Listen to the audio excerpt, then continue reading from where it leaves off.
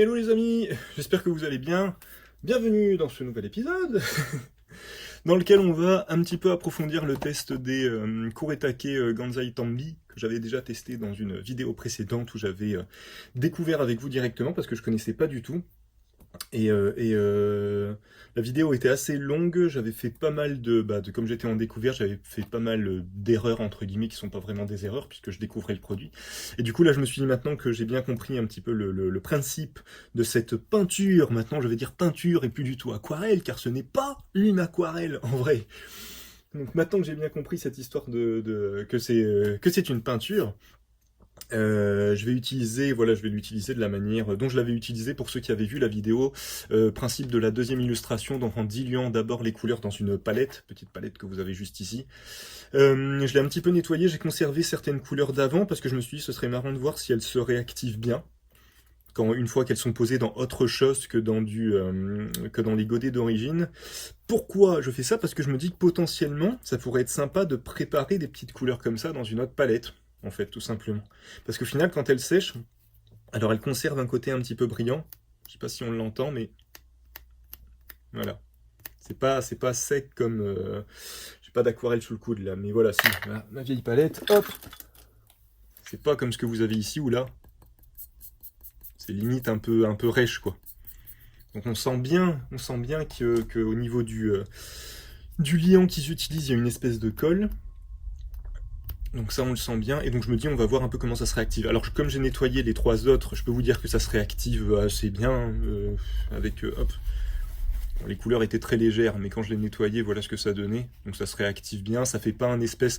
Je vous montre ça pour vous montrer que ça fait pas un espèce de pâté de couleurs où ça se rediffuse, quoi. Ça, si je ne le montre pas au bon endroit, ça va pas aller. Ça se redilue, en fait. Ça fait pas... Ça pourrait faire comme un genre d'acrylique et faire une espèce de pellicule un peu plastique, mais ça ne le fait pas.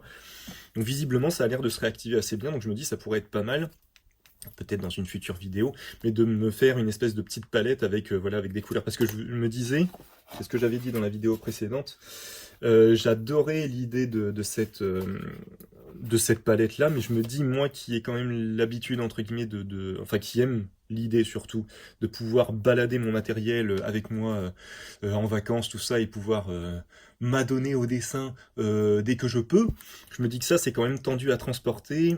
Non seulement au niveau de la taille, j'aurais vraiment peur de la balader et que les godets se baladent un peu. Alors je l'ai testé et en effet ils tiennent, hop, ils bougent. On entend bien qu'ils bougent, hein, ils sont pas fixés. Mais la boîte est quand même bien faite de ce côté-là, donc il est un petit peu, flûte. Les godets tiennent dans la boîte sans souci.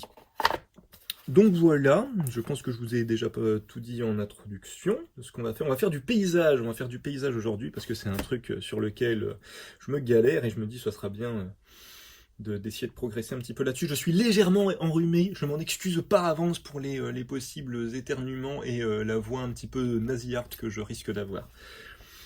Voilà. Donc on va préparer les couleurs. Et puis oui, si je vous dis pas la suite, ça va pas aller. La suite, c'est que je voulais vous montrer aussi. J'ai fait une petite acquisition ces derniers jours. Deux papiers que vous avez ici. Si je vous les mets dans l'autre sens, on va pas les voir. Notamment le Fontaine Aquarelle de chez Clairefontaine, hein, forcément. Et de chez Anmul le satiné. Papier aquarelle aussi, mais satiné. Là, c'est du grain fin. Ici c'est du grain fin, là c'est du grain satiné. En aquarelle, pour ceux qui ne savent pas, vous avez trois types de grains. Vous avez du grain fin, ce qu'on trouve le plus communément. Donc c'est un grain très très léger, mais quand même assez prononcé, qui permet justement de jouer avec la texture du papier.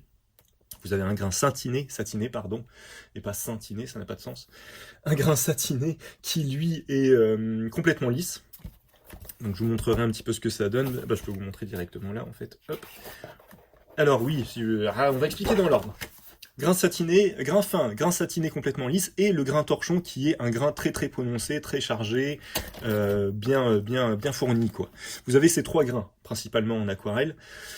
Après vous avez du grain torchon nuage, notamment chez Montval, qui est un grain torchon, mais un petit peu en forme, ouais, un peu très très cotonneux, très nuage, donc avec une grosse texture, comment on dit ça, assez ample, qui change complètement la manière dont vous allez travailler dessus.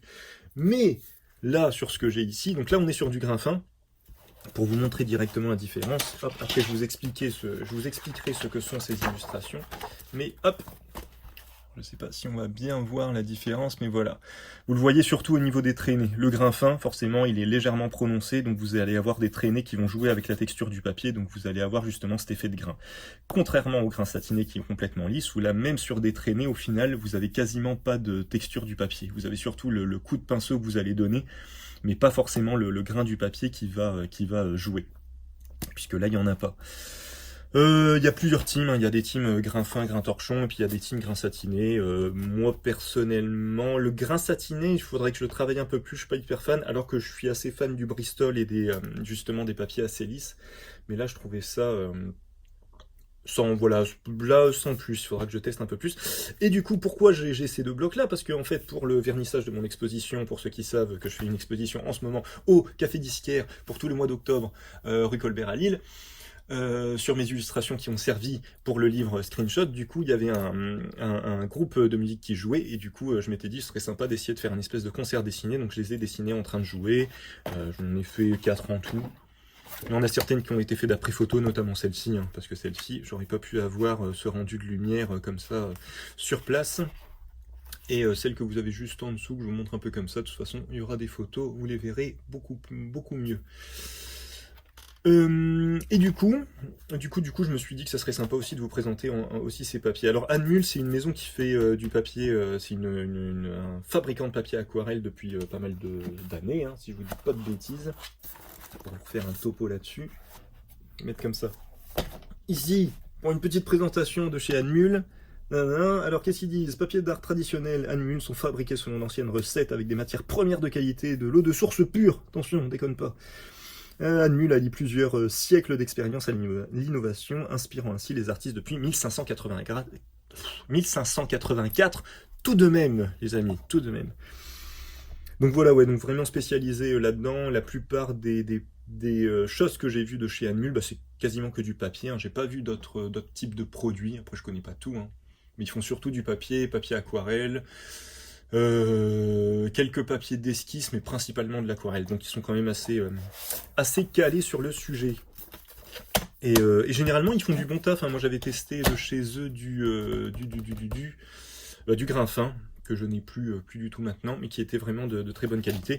Et ici Fontaine, donc c'est une gamme de chez Clairefontaine. Clairefontaine, je vais pas vous faire une petite présentation, je pense que tout le monde connaît. Et la gamme Fontaine, hop, la gamme Fontaine, c'est une gamme qui est super intéressante pour du Clairefontaine déjà, et super intéressante parce que c'est du 100% coton, et le 100% coton, généralement, c'est assez cher. Vous avez deux types de papier en aquarelle, vous avez soit du cellulose, donc c'est du bois, si je dis pas de bêtises, et vous avez du coton.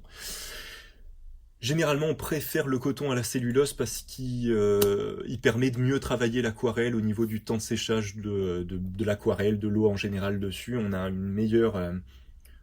comment dire ça? J'allais dire une facilité, bah ça dépend parce qu'il y en a qui préfèrent avoir un papier qui sèche un peu vite, d'autres non. Bref, pour utiliser l'aquarelle de manière traditionnelle, le coton reste le plus intéressant. Quand on mouille complètement le papier et tout ça, et qu'on travaille le papier en humidité, on préfère ce type de papier. Après, moi, je vous avoue que j'ai testé un peu de tout. J'avoue que là, je sens une petite différence quand même. On se rapproche plus d'un papier arche. Mais en étant chez Clairefontaine 100% coton, alors c'est du spiralé forcément, donc bon, on perd le format. Ça c'est pas en soi, ça dépend ce qu'on en fait, c'est pas forcément gênant, mais je préfère le dire. Et par contre, il est super intéressant niveau prix, il est pas si cher que ça. Alors je l'ai chopé en promotion à une quinzaine d'euros, 17 euros, quelque chose comme ça.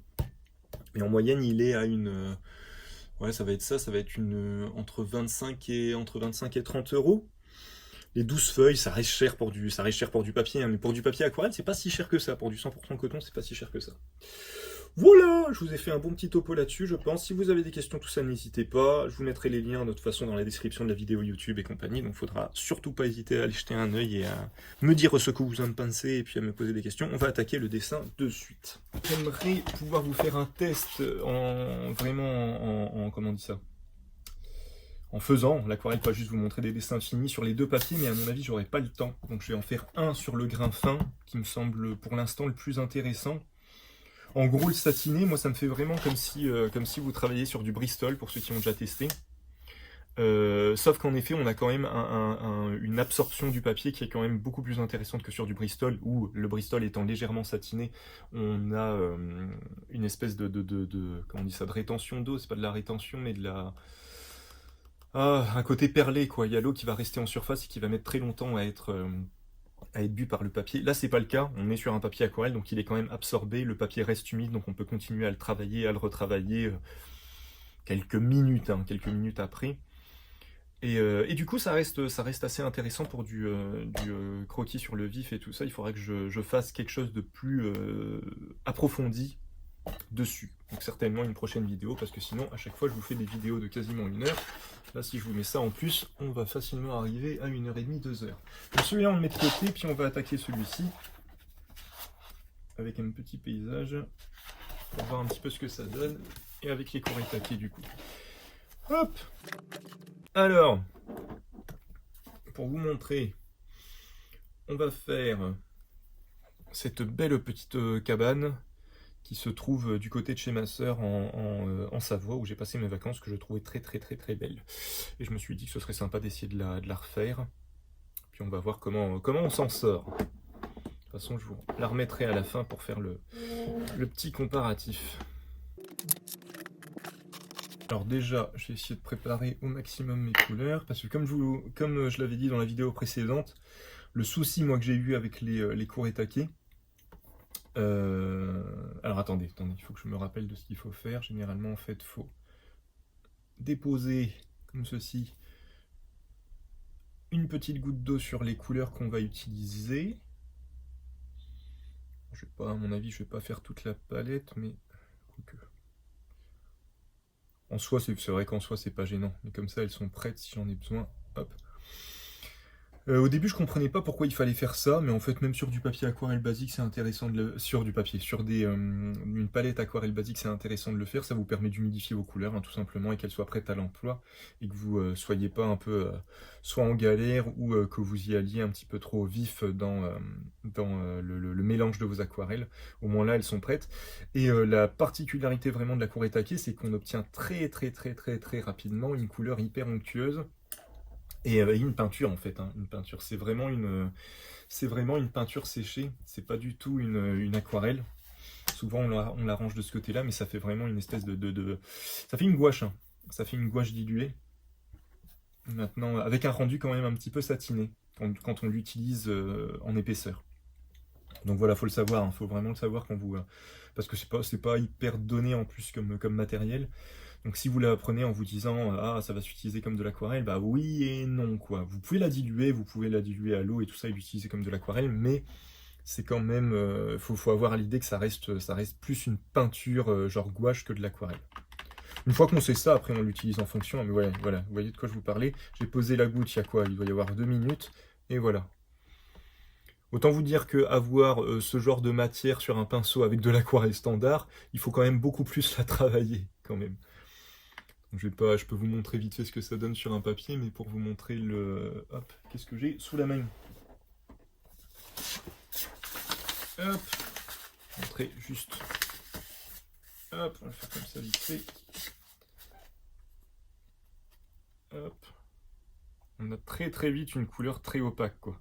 Très opaque, très vive. Chose qu'encore une fois, on n'a pas forcément avec de l'aquarelle standard. Mais bon voilà, du coup une fois qu'on sait ça, bah, il faut savoir que bah, vaut mieux, moi je trouve qu'il vaut mieux quand même préparer ses couleurs dans une palette à part, voilà, des godets, des trucs, vous faites ce que vous voulez après. Hein. Bon là j'avais quoi?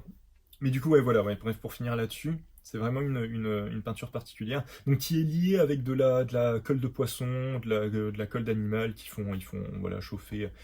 Si je dis pas de bêtises, c'est ça, ouais, ils font chauffer les os ou des trucs comme ça, et puis ils récupèrent une espèce de liquide de tout ça. Et ça fait une espèce de colle, et du coup c'est utilisé pour lier les pigments, c'est assez traditionnel hein, comme méthode. Contrairement à maintenant où on va utiliser des liants un peu plus synthétiques, un peu plus plastiques, notamment pour l'acrylique du coup, genre latex et tout ça, voilà, pour lier un petit peu les couleurs entre elles. Bon, je vais me concentrer un peu sur mes mélanges de couleurs, sinon ça va pas le faire.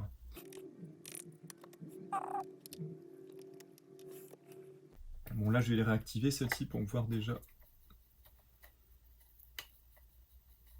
Ouais, vous voyez, elle se réactive quand même vachement bien.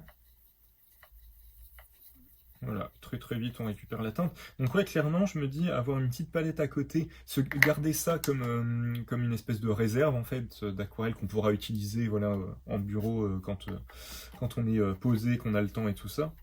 Et avoir une plus petite palette, je me dis, ça pourrait être intéressant. À l'occasion, j'essaierai. Parce qu'en soi, alors certaines couleurs ouais, se réactivent beaucoup plus facilement que d'autres. J'ai gardé le rouge, je sais pas trop encore pourquoi, vu ce que j'ai à faire, mais bon, potentiellement, je me dis que ce serait marrant d'ajouter une espèce de teinte supplémentaire.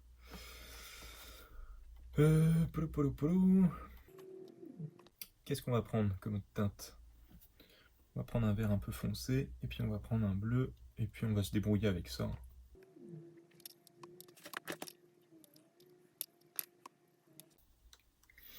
Alors un bleu, j'en ai déjà là. Là j'ai un noir, je vais le réactiver, mais normalement, ouais, j'ai un noir, si mes souvenirs sont bons. À mon avis, le noir, je l'utiliserai que très peu, parce que j'aime de moins en moins travailler avec le noir. Je préfère travailler avec des bleus ou avec des rouges un peu foncés. Qu'est-ce qu'on se met sur la fin là? On se mettrait un petit violet peut-être? Ça pourrait être sympa. Ça pourrait être sympa. Alors, on va faire ça, tiens. Vous voyez, les teintes sont quand même hyper pigmentées.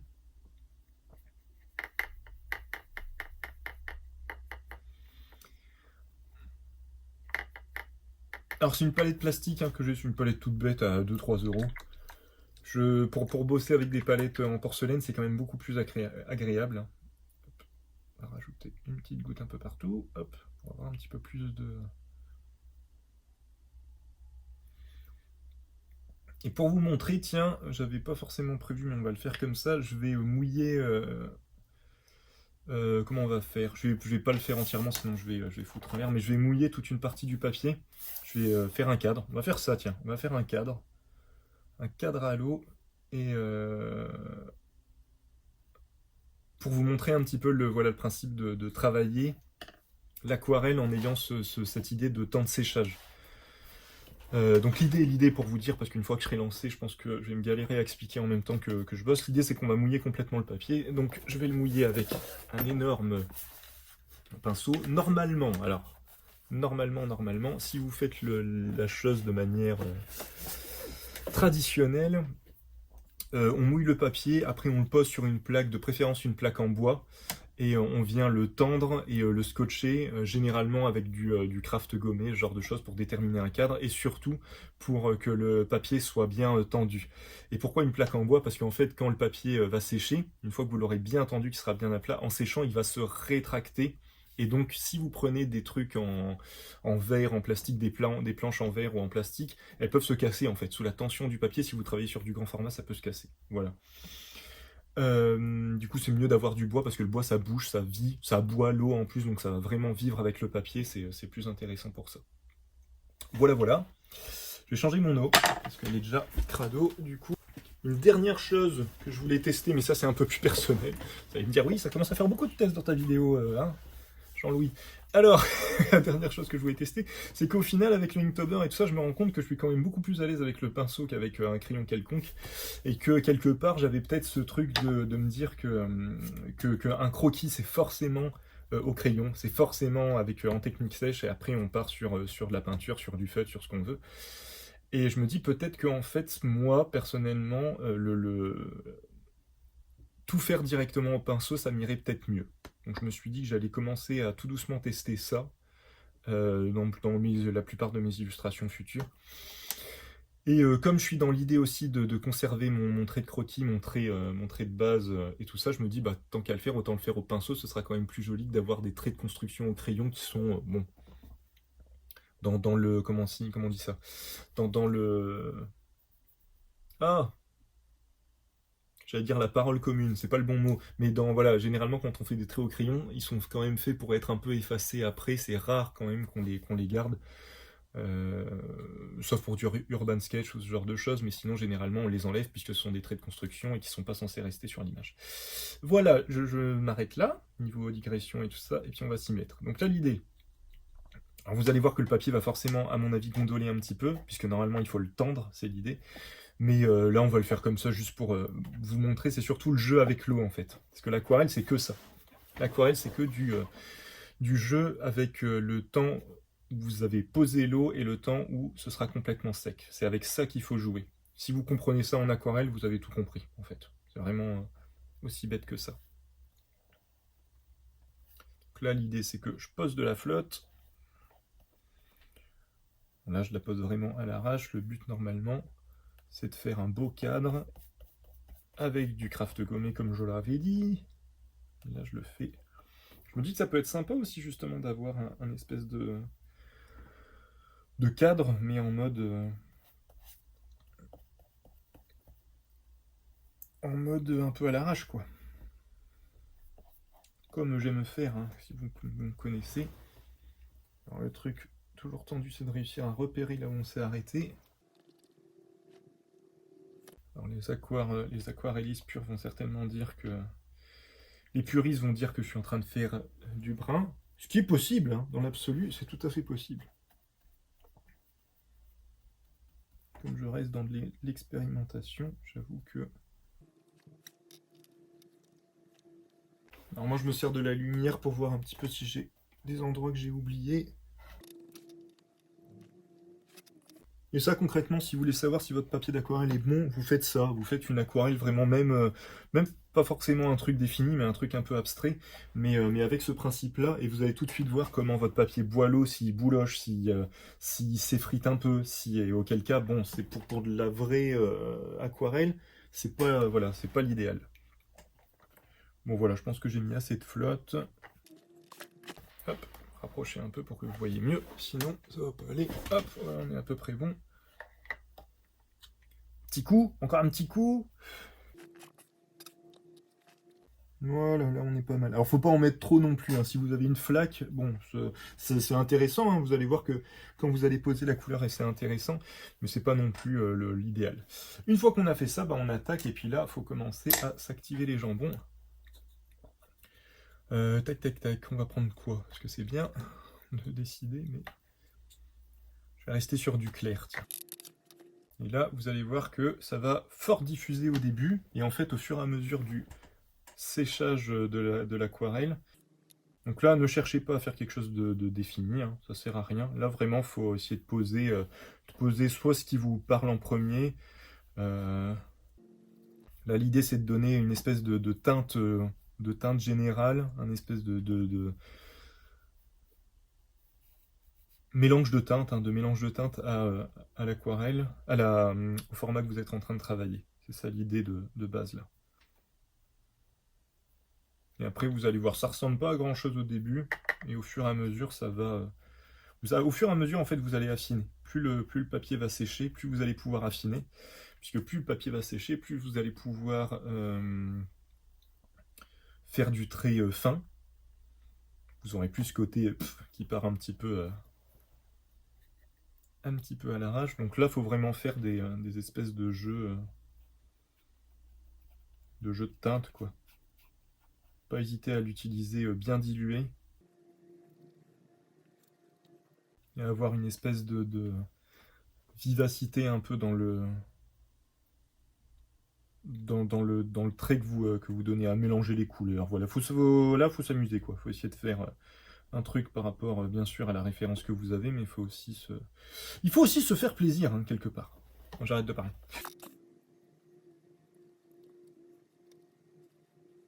Vous savez quoi, là, je me rends compte qu'il me manque quand même un petit peu de jaune, un peu de lumière, que diantre. On va remédier à ça de suite. Voilà.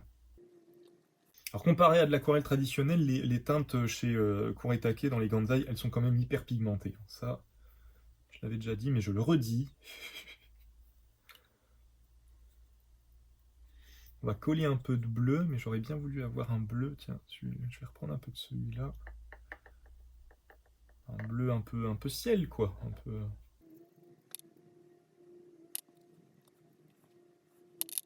Voilà, faut essayer. Moi, j'essaye de mettre, de vraiment faire ce qui me marque, quoi. Ce qui me marque sur la feuille. Généralement, moi, je travaille en ombre et en lumière, et du coup, voilà, c'est les zones de lumière, c'est Vraiment, j'essaye de bosser avec ça. Au début, voilà, au début, c'est vraiment un amas de tâches. On s'en fiche, hein, c'est vraiment pas grave. Le but, c'est juste d'essayer de saisir des formes, commencer une espèce de construction. S'il y a des soucis de proportionnalité par rapport à l'image, on s'en fout un peu, hein, on va pas se mentir. On s'en fout un peu, le but c'est pas ça, le but c'est pas d'avoir un truc nickel. On fait pas de l'architecture, on fait de l'interprétation de paysage, les copains. Hein. Don't forget. Moi je fais ça, voilà, je jongle entre les différentes parties de l'image pour pouvoir avancer, voir un petit peu si certaines parties ont plus séché que d'autres, commencer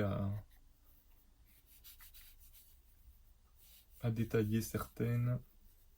Faut vraiment jouer avec tout ça. Là, vous voyez, le papier, il commence à se retendre un peu, donc il commence à rebiquer un petit peu sur les côtés. Donc, vous voyez sur du petit format déjà ce que ça fait. Donc c'est pour ça que je vous disais, quand vous avez une planche, ça peut très très rapidement être... Enfin, vous avez votre planche de bois qui peut un petit peu se recourber. Donc c'est bien d'avoir du bois pour justement pas avoir de soucis de ce côté-là.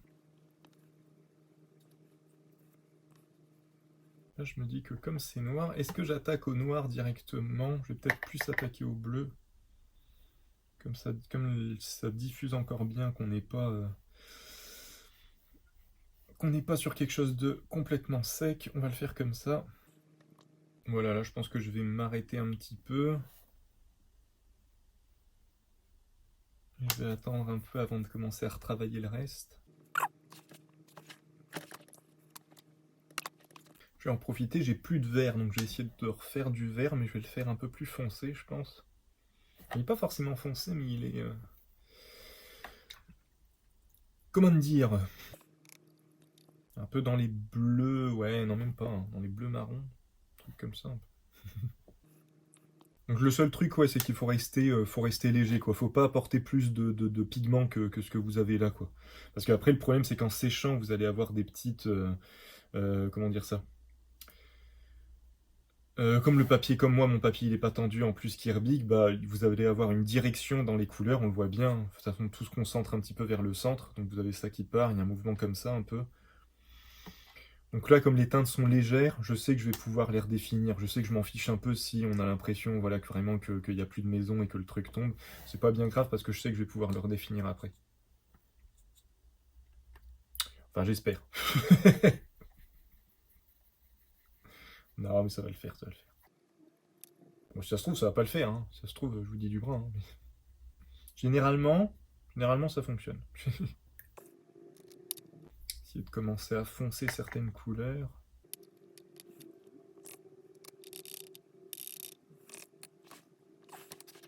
Ce que je peux essayer de faire, c'est d'apporter un peu plus d'ombre à la porte. Mais déjà, on sent la différence où là, on a une belle accumulation d'eau, donc forcément ça diffuse bien, et là, on en a moins. On commence à pouvoir définir, très légèrement, hein, mais voilà, en faisant 3 touches, on commence à pouvoir définir l'espèce de fenêtre qu'il y a là. On commence à pouvoir travailler un petit peu le truc comme on a envie de le travailler. Alors, il y en a qui utilisent un sèche-cheveux pour sèche-cheveux. Alors attention, surtout pas le mettre près parce que sinon, bah, vous avez votre couleur qui va partir dans un sens. Ça peut être une idée, hein, ça peut être voulu. Moi, je laisse vivre le truc, quoi. J'aime bien. Parce que ça me laisse le temps, du coup, de réinterpréter certaines choses, de jouer un peu, de m'amuser.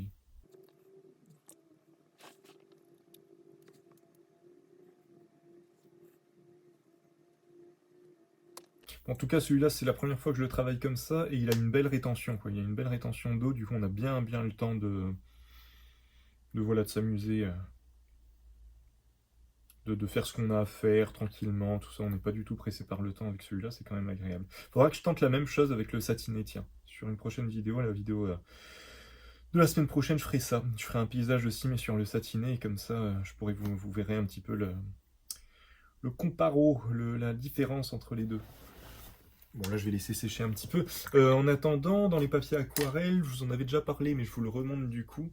J'avais testé celui-là récemment, qui est aussi chez Clairefontaine, hein, qui est intéressant. Et là, pour le coup, c'est de la cellulose. Qu'est-ce que j'ai? Bah tiens, j'avais celui-là que j'avais fait avec.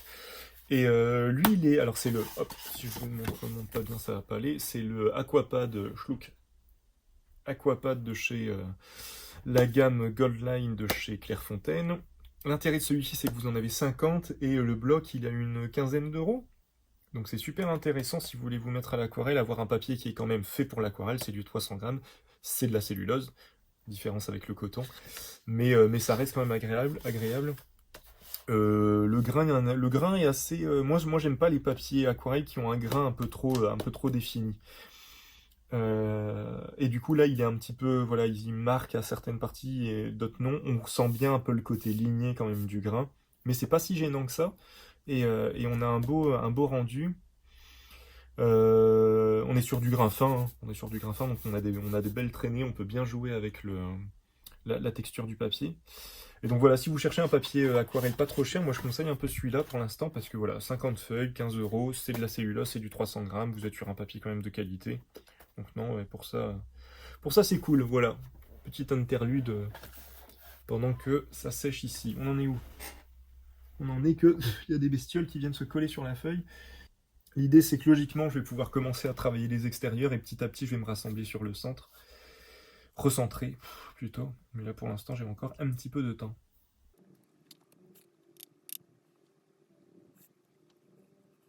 Alors, pour ceux qui n'ont jamais testé aussi, surtout, la différence que vous allez avoir si vous faites ça sur un papier, cette méthode-là sur un papier qui n'est pas du tout fait pour de l'aquarelle, c'est que ça va vraiment...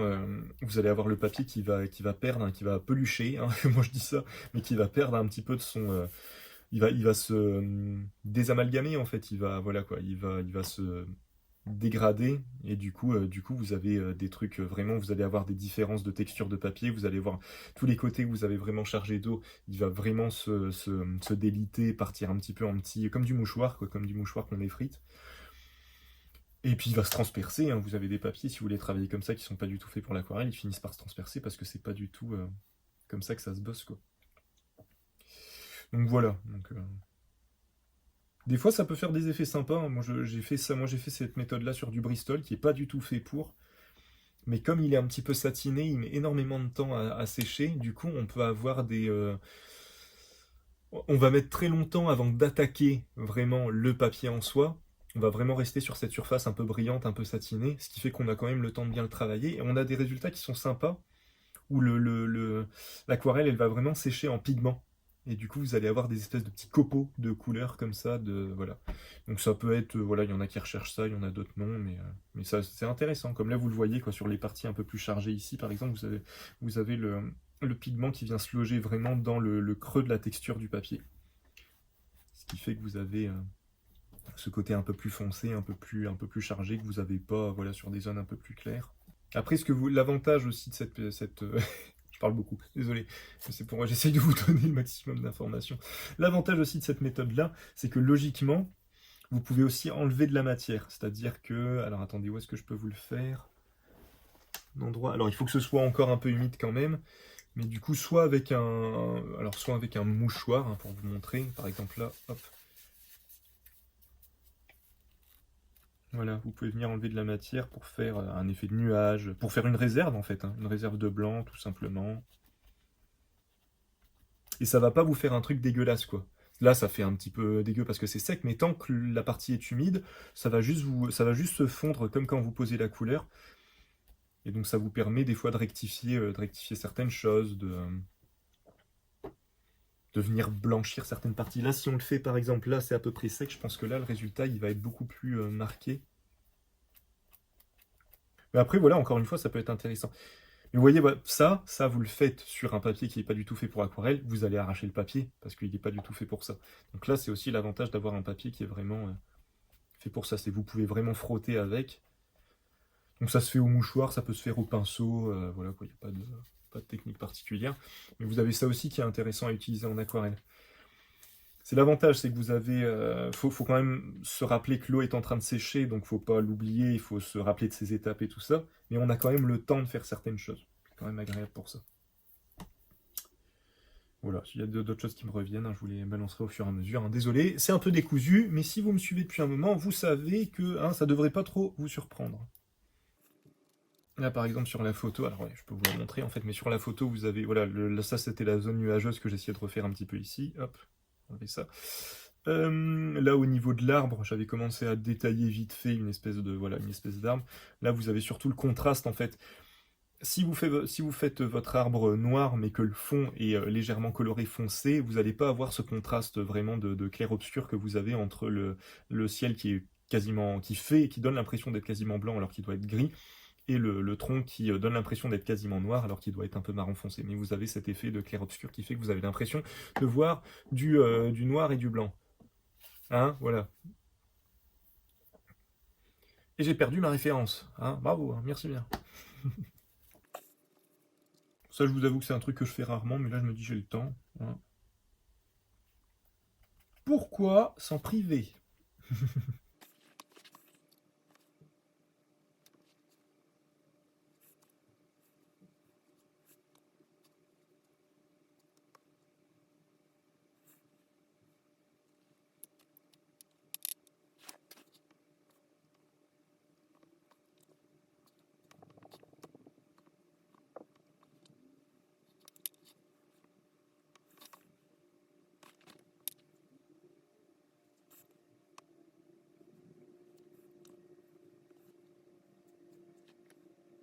Vous voyez, voilà, certaines parties commencent à sécher, ce qui fait que là, on peut commencer à vraiment venir marquer certaines parties. Donc là, par exemple, voilà, entre le ciel et la montagne, tout ça, voilà, on va vraiment marquer le truc pour pas que ça reste complètement dans le flou tout le temps. Après, c'est sympa de garder certaines parties dans le flou. Moi, c'est un peu mon souci, c'est que j'ai tendance à appliquer un petit peu le même traitement sur toute l'image. Parce que un côté un peu automatique comme ça qui fait que je fais pas attention et du coup j'applique, je fais même pour des éléments en fait, j'en arrive à faire les arbres de la même manière que je pourrais faire du bâtiment, que je pourrais faire du tissu. Et j'ai encore du mal à me dire non, non, là c'est pas la même chose, donc il faut que tu le travailles différemment, il faut que tu aies à l'idée, il faut que tu aies en tête que c'est du tissu, il faut que tu aies en tête que c'est du bois et ça va changer ta façon d'imaginer le truc. Oui, c'est très clair ce que je dis. J'ai remarqué ça, c'est vraiment quand on se dit, là je suis en train de dessiner du tissu, tout de suite on va avoir des images en tête et on va se dire, bah non, le tissu c'est voilà, c'est quelque chose de doux, c'est quelque chose de très léger, les plis, tout ça, voilà, ce genre de choses, on va pouvoir les draper et tout ça, on va les travailler différemment. Que si on réfléchit pas à son image et on pense juste au fait que voilà, hein, c'est bon, c'est de l'image, machin, voilà. On s'en fout. Si on travaille qu'en automatique, ça marche pas forcément. Tiens, je me dis, le rouge, je vais peut-être l'utiliser pour l'espèce de porte. Si je l'utilise assez légèrement, je peux potentiellement... Bon, ça reste du rouge, hein, mais je me dis, ça peut être sympa.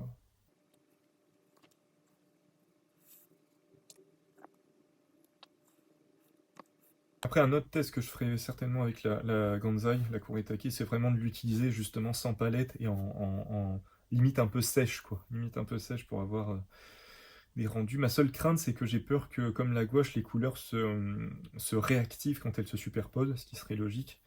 Et du coup, si c'est le cas, bon, j'ai des gros doutes sur le résultat final. Mais je testerai parce que j'ai envie de savoir. Bon, ça commence à ressembler un peu à quelque chose, tout doucement. Bon, je vais continuer de préparer mes couleurs le temps que ça sèche. De quoi qu'on va avoir besoin là euh...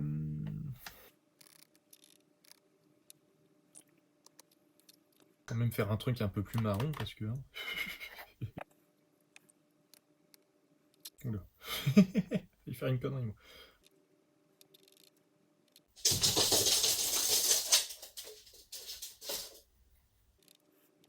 Ça, c'était le lapin. Vous inquiétez pas, tout va bien.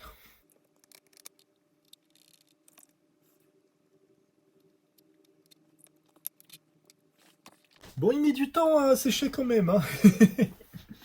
Généralement, ça prend pas autant de temps. Bon, c'est bon signe, c'est bon. Il transperce pas. Bon, là, je peux pas vous le montrer parce que sinon, je vais foutre en l'air hein, tout le pseudo-détail du milieu. Mais en tout cas, ça transperce pas, donc c'est intéressant aussi de voir qu'il tient quand même bien. Et quand je vais pouvoir le redéfinir, ça va être beaucoup plus intéressant visuellement.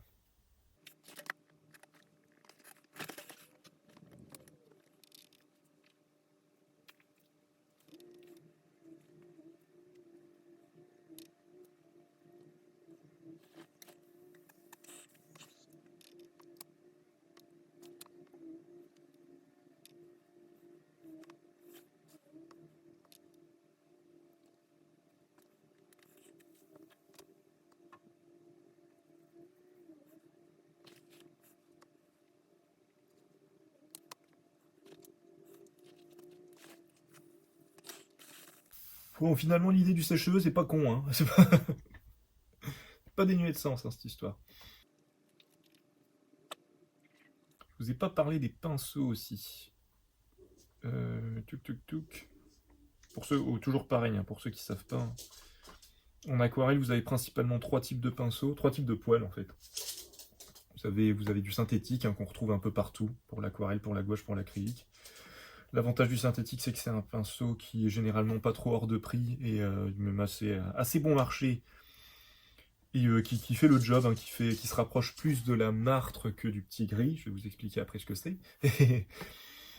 Donc en fait, qui est assez... comme c'est du plastique, il y a un petit côté quand même hydrophobe, mais il va quand même retenir un petit peu d'eau. Mais vous n'allez pas pouvoir travailler complètement dans la durée, c'est plus intéressant pour du détail, le synthétique. Donc poil synthétique, voilà. Et après, vous avez 2 poils naturels, le petit gris et la martre. Dans mes souvenirs, je vais dire une connerie, je vais peut-être pas... Bon, ouais, trop tard. Dans mes souvenirs, le petit gris, c'est une espèce de mangouste, un truc comme ça, une espèce de loutre, un machin comme ça. Et la martre, c'est écureuil? Non, en fait, j'en sais rien. Oubliez ce que je viens de dire par rapport à ça, parce qu'on s'en fout de toute façon de quel animal ça vient. Le petit gris, il va avoir un côté hyper absorbeur, donc c'est généralement, vous les retrouvez dans les pinceaux mouilleurs qui ont une grosse base. Beaucoup de poils à la base, ça permet vraiment de faire du lavis, tenir sur la longueur, de faire une belle zone homogène avec une seule et même couleur. Et en complément de ça, vous avez tout ce qui est pinceau martre, où là, le poil est plus fin, beaucoup plus nerveux. Il retient pas mal d'eau aussi, mais par contre, il va avoir... la vraie différence que vous allez avoir avec le petit gris, c'est que le petit gris, vous lui donnez... vous faites un mouvement avec le petit gris, le pinceau, il va rester dans le sens que vous avez donné, il va pas revenir, alors que le petit gris, lui, reste en pointe. Donc pour du détail et tout ça, c'est quand même beaucoup plus intéressant. Voilà. À peu près. Putain, je m'attendais pas à ce qu'il reste autant humide. Parce que là, c'est assez... c'est impressionnant. Le temps d'action qu'on a, pour le coup, il est hyper intéressant.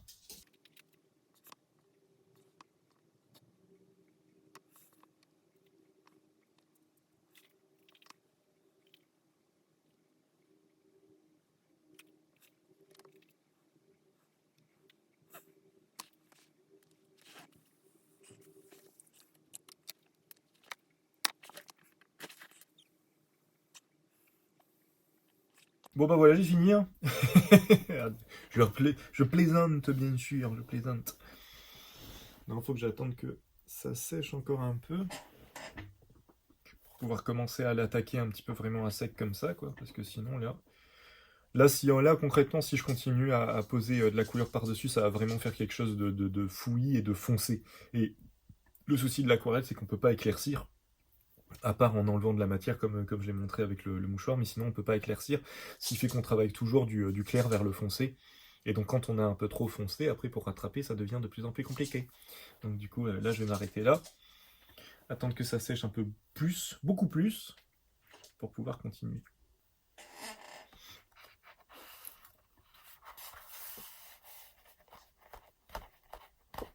Tu vas sécher, nom de Dieu.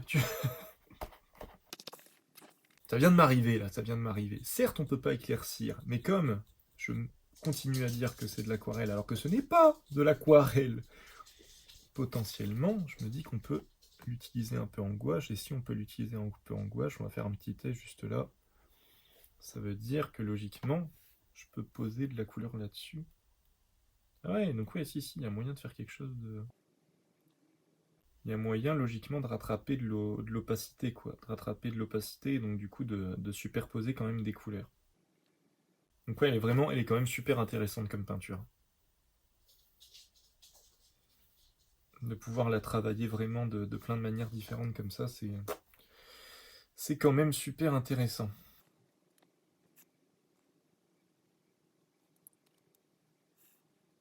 C'est pas mal, hein. C'est pas mal parce que du coup, on arrive à obtenir une belle délimitation. Et on peut la rediluer par-dessus.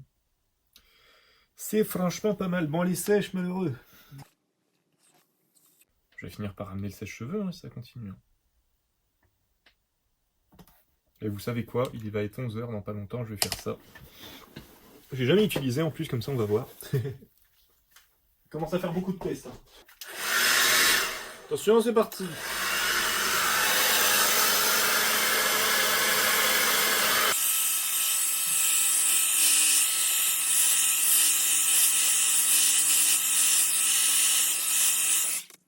Ouais, c'est quand même pas mal. Hein. Y a pas à dire la technologie, hein. Là, je l'ai pas séché complètement, j'ai laissé une zone quand même assez humide au milieu. Et je sécherai complètement après parce que j'ai pas encore atteint justement il y a 3 stades hein, un peu. Moi je vois 3 stades, c'est le côté complètement humide, le semi-humide et après le sec quoi. Mais du coup le semi-humide il est intéressant parce que ça permet de commencer à poser des petites teintes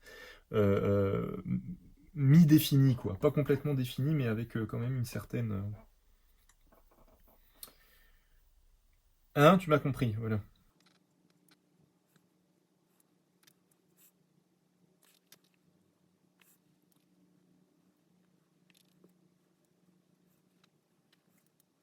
Ouais, c'est quand même super sympa de pouvoir la travailler vraiment en peinture, quoi. En peinture un peu limite sèche. Ça change complètement le rendu. Ça change la donne.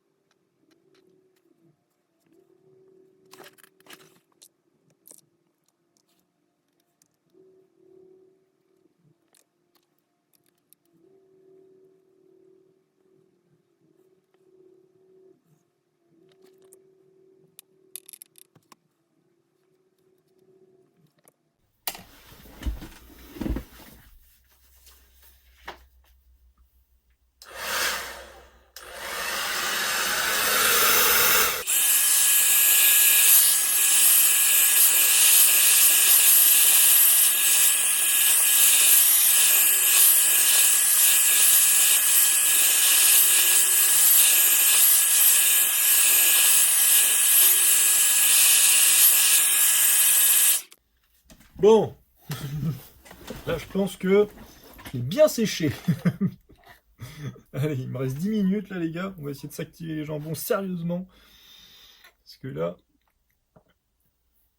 en fait, je me dis là, je suis un résultat. Je savais que j'allais pas partir sur un truc détaillé, donc à mon avis, on n'est pas loin de la fin, les amis. Mais je voulais quand même détailler cette partie-là, qui est quand même bien définie, bien noire, et qui rééquilibrerait bien le dessin dans son ensemble. Du coup, on va faire ça, et puis on va s'arrêter là. Je pense que ça vous donne une petite idée de ce dont je veux parler. Après, là, une fois qu'il est complètement sec, vous pouvez y aller voilà, avec des couleurs beaucoup plus marquées, beaucoup plus sombres. Ça va faire qu'accentuer le contraste avec les teintes claires que vous avez posées au début. Donc, excusez-moi. Dans tous les cas, ce sera intéressant. Mais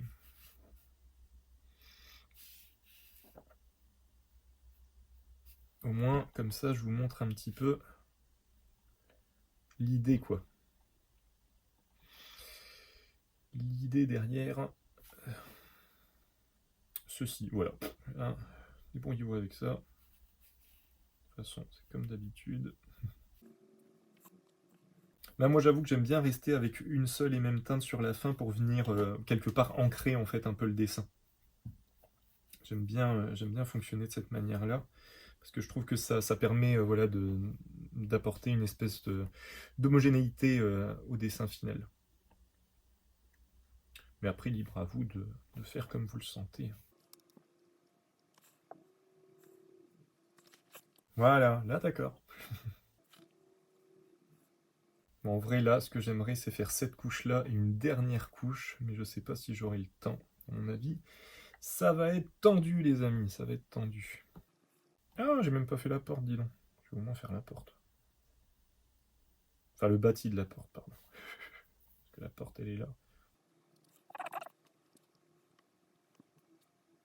En tout cas, les teintes sont belles, hein. Elles sont à la fois vraiment très légères et quand même bien pigmentées, c'est assez agréable.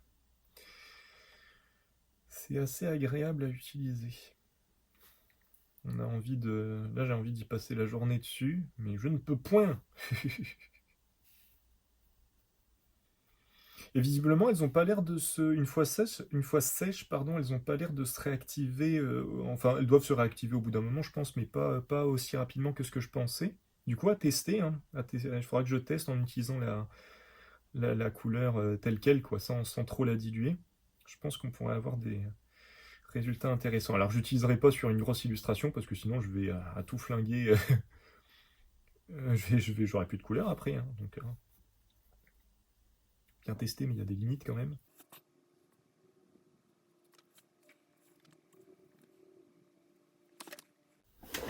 Bon, alors quand je le regarde comme ça, j'ai l'impression d'avoir un truc hyper abstrait, et quand je le regarde via les petites caméras de loin,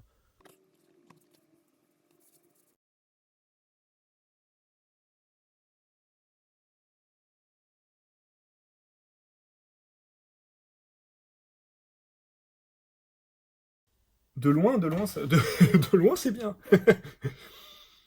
J'ai pas l'habitude de travailler en, comment dire, un peu léger comme ça. Et du coup là, ça me perturbe un peu, mais c'est pas déconnant. J'ai pas l'habitude de travailler comme ça. C'est intéressant du coup, ça me force à envisager le truc autrement. Bref, les amis, on va pas tarder à s'arrêter. Je pense que ça vous donne là une bonne idée. Hein, Ah oui, j'avais dit la porte. Et on fait la porte, et puis on arrête. Allez. Je fais chier à faire un beau marron. Et les couleurs se superposent quand même vachement bien. Je suis assez étonné. On a tout, quoi. On peut à la fois... Oh, t'es pas sec. On peut à la fois avoir de la transparence, mais aussi de l'opacité. C'est super intéressant.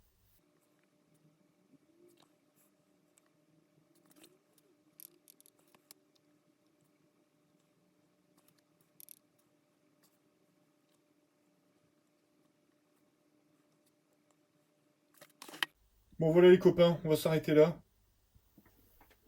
Hop, qu'est-ce que ça donne un peu de loin cette histoire? Bon c'est pas mal, hein, c'est pas... J'ai pas du tout l'habitude de bosser comme ça, là j'aurais envie de rajouter encore bien 2-3 couches, histoire de vraiment redéfinir, mais avoir cette espèce juste d'impression de paysage et tout ça, c'est pas mal. C'est pas mal. Bref, les couleurs sont belles, les couleurs sont super belles, il y a un espèce de côté un peu chatoyant, je sais pas comment on dit, bref, qui est super, que j'aime beaucoup. Va falloir que je continue, ouais, que je continue d'expérimenter. Bref. Je vais m'arrêter là, les amis. Bon voilà. N'hésitez pas à me dire ce que vous en avez pensé, n'hésitez pas à me balancer vos avis en commentaire, tout ça, Instagram, Facebook et compagnie, hein, vous savez bien. Je ne vais rien vous apprendre de nouveau. Et puis on s'arrête là. Faut que je processe tout ça dans ma tête, parce que du coup, ça me fait me rendre compte que travailler de manière un petit peu légère comme ça peut être... Enfin, légère, mais plus réfléchie, c'est quand même intéressant. Et bref, j'ai pas l'habitude. Bon, allez, sur ces bonnes paroles, je vous souhaite une bonne journée, une bonne soirée. Un énorme merci à vous de m'avoir suivi jusque-là, d'être resté jusqu'à la fin de cette vidéo, et je vous dis à la semaine prochaine pour un nouvel épisode. Du coup, même technique, mais on va faire ça sur du papier satiné pour voir un peu ce que ça donne. Allez, je vous laisse. Bisous.